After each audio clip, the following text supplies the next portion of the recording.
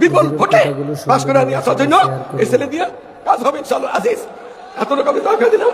দুনিয়ার কোনো অর্থ, ক্ষমতা অথবা কোনো লোভ লালসায় আমরা জালেমকে সাপোর্ট দিয়ে যাচ্ছি, সহযোগিতা করে যাচ্ছি।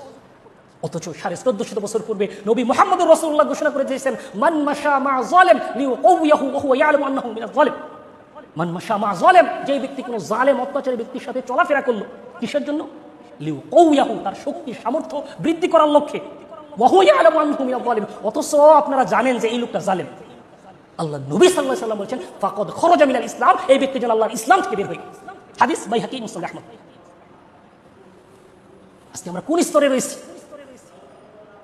হয়তো আমরা জুলুম করছি, নচেত আমরা সেই জালেমদেরকে সাপোর্ট করছি, সহযোগিতা করছি। সূরা আনফালের 25 নং আয়াত পড়ুন, আল্লাহ সুবহানাহু ওয়া তাআলা বলেন, ওয়াত্তাকু ফিতনাতাল লা তুসিবান্নাল্লাযীনা যালামু মিনকুম খাসসা, তোমরা সেই আযাবকে, সেই গজবকে তোমরা ভয় করো, সেই আযাব শুধুমাত্র জালিমদেরকেই পাকড়াও করা হবে না, বরং আমরা যারা জালিমদেরকে সাহায্য করছি, সহযোগিতা করছি, সাপোর্ট করছি, তাদের উপর আল্লাহ সুবহানাহু ওয়া তাআলা আযাব এসেছে।